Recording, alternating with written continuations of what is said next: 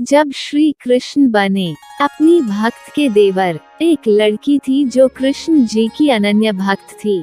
बचपन से ही कृष्ण भगवान का भजन करती थी, भक्ति करती थी। भक्ति करते करते वो बड़ी हो गई। भगवान की कृपा से उसका विवाह भी श्री धाम वृंदावन में किसी अच्छे घर में हो गया। विवाह होकर पहली बार वृंदावन गई, पर नई दुल्हन होने से कहीं जा न सकी और मायके चली गई। और वह दिन भी आया जब उसका पति उसे लेने उसके मायके आया। अपने पति के साथ फिर वृंदावन पहुंच गई। पहुंचते पहुंचते उसे शाम हो गई। पति वृंदावन में यमुना किनारे रुककर कहने लगा, देखो शाम का समय है, मैं यमुना जी में स्नान करके अभी आता हूँ। तुम इस पेड़ के नीचे बैठ जाओ और सामान की देखरेख करना, मैं थोड़े ही समय में आ जाऊंगा, यही सामने ही हूँ, कुछ लगे तो मुझे आवाज दे देना। इतना कहकर पति चला गया और वह लड़की बैठ गई। अब एक हाथ लंबा घूंघट निकाल रखा था, क्योंकि गांव है, ससुराल है, और वहीं बैठ गई। मन ही मन विचार करने लगी कि देखो ठाकुर जी की कितनी कृपा है, उन्हें मैंने बचपन से भजा और उनकी कृपा से मेरा विवाह भी श्री धाम वृंदावन में हो गया। मैं इतने वर्षों से ठाकुर जी को मानती हूँ, परंतु अब तक उनसे कोई रिश्ता नहीं जोड़ा। फिर सोचती है ठाकुर जी की उम्र क्या होगी, लगभग 16 वर्ष के होंगे। मेरे पति 20 वर्ष के हैं, उनसे थोड़े से छोटे हैं, इसलिए मेरे पति के छोटे भाई की तरह हुए और मेरे देवर की तरह। तो आज से ठाकुर जी मेरे देवर हुए।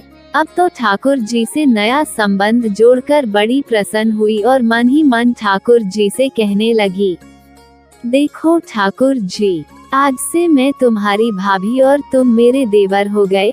अब वो समय आएगा जब तुम मुझे भाभी भाभी कहकर पुकारोगे। इतना सोच ही रही थी, तभी एक 10-15 वर्ष का बालक आया और उस लड़की से बोला, भाभी भाभी। लड़की की अचानक अपने भाव से बाहर आई और सोचने लगी, वृंदावन में तो मैं नई हूँ, ये भाभी कहकर कौन बुला रहा है।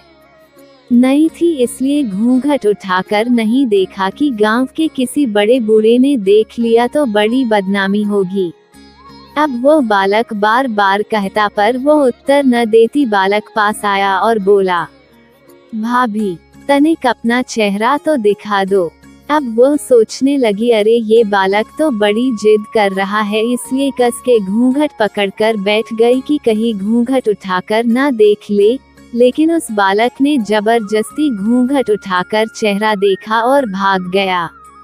थोड़ी देर में उसका पति आ गया। उसने सारी बात अपने पति से कही।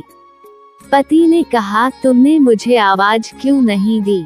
लड़की बोली, वह तो इतने में भाग ही गया था।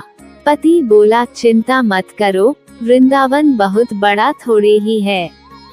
कभी किसी गली में खेलता मिल गया तो हड्डी पसली एक कर दूंगा, फिर कभी ऐसा नहीं कर सकेगा। तुम्हें जहाँ भी दिखे मुझे जरूर बताना। फिर दोनों घर गए।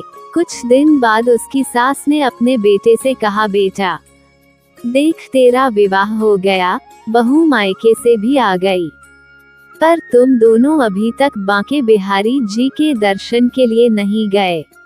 कल जाकर बहू को दर्शन करा कर लाना। अब अगले दिन दोनों पति पत्नी ठाकुर जी के दर्शन के लिए मंदिर जाते हैं। मंदिर में बहुत भीड़ थी।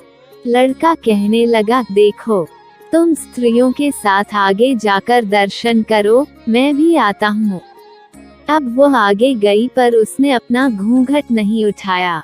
उसे डर लगता कोई बड़ा बूढ़ा देखेगा तो कहेगा, नई बहू घूंघट के बिना घूम रही है।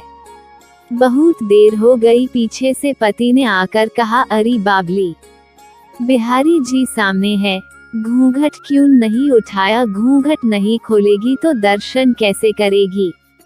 अब उसने अपना घूंघट उठाया और जो बांके बिहारी जी की ओर देखा तो बांके बिहारी जी की जगह वही बालक मुस्कुराता हुआ दिखा। तो एकदम से चिल्लाने लगी, सुनिए जल्दी आओ जल्दी आओ। पति पीछे से भागा भागा आया, बोला क्या हुआ। लड़की बोली, उस दिन जो मुझे भाभी भाभी कहकर भागा था वह बालक मिल गया। पति ने कहा कहाँ है, अभी उसे देखता हूँ।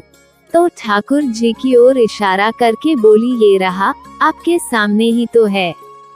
उसके पति ने जो देखा तो अवाक रह गया और बोला तुम धन्य हो, वास्तव में तुम्हारे हृदय में सच्चा भाव ठाकुर जी के प्रति है।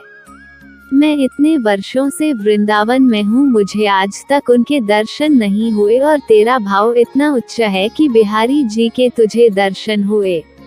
अगर आपने अभी तक हमारे चैनल को सब्सक्राइब नहीं किया है तो चैनल को सब्सक्राइब कर लेना और कमेंट बॉक्स में जय श्री कृष्णा जरूर लिखना।